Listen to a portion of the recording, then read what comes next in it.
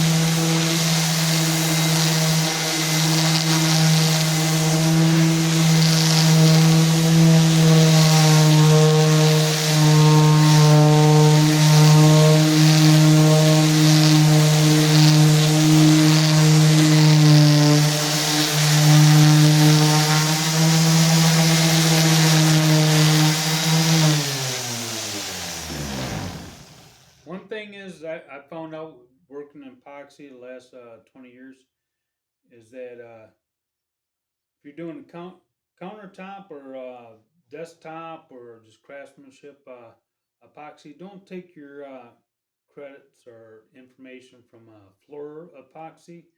It's a whole different thing. They think they know everything, but they don't. You work with the epoxy on the countertops, you come across a lot more different things than you do with just throwing on concrete.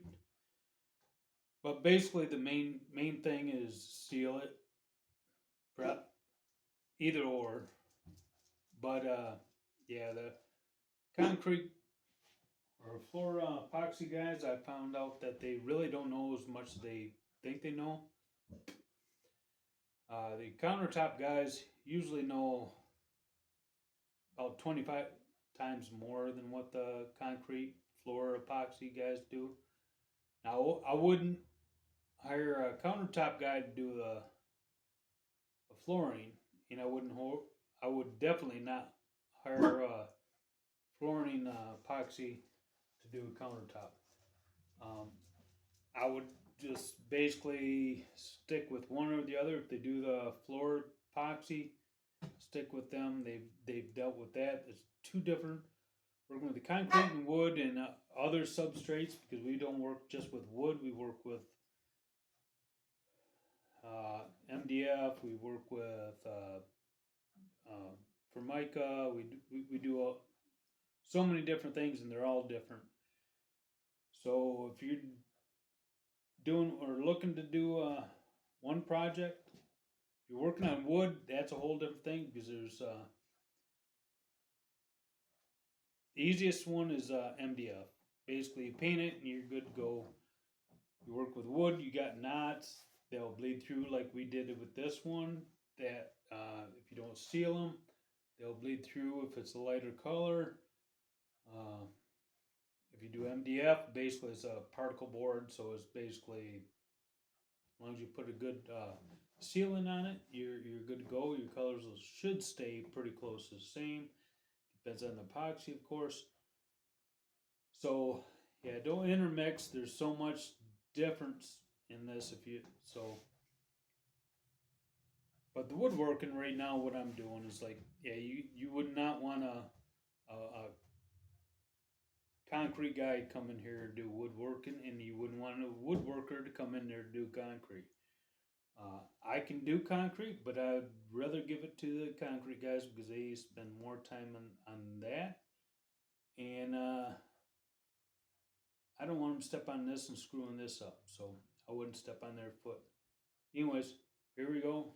I'm going to finish this up.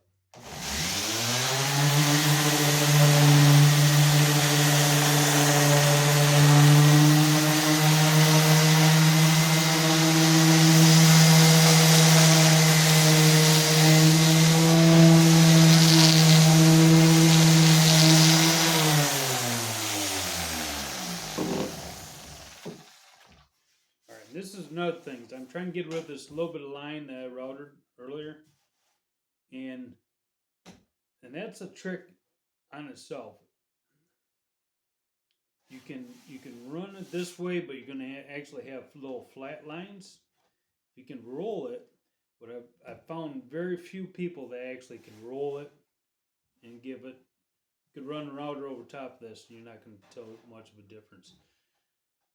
Spent way too much time doing this. But anyways, to fill that roll and do that roll.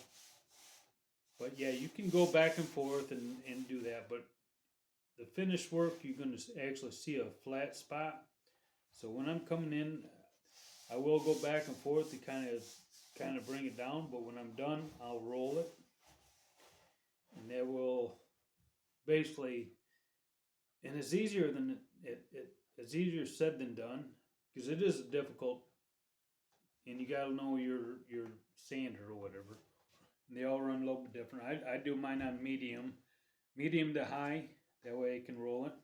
But anyways, I make it look a lot easier than what it is. Just practice.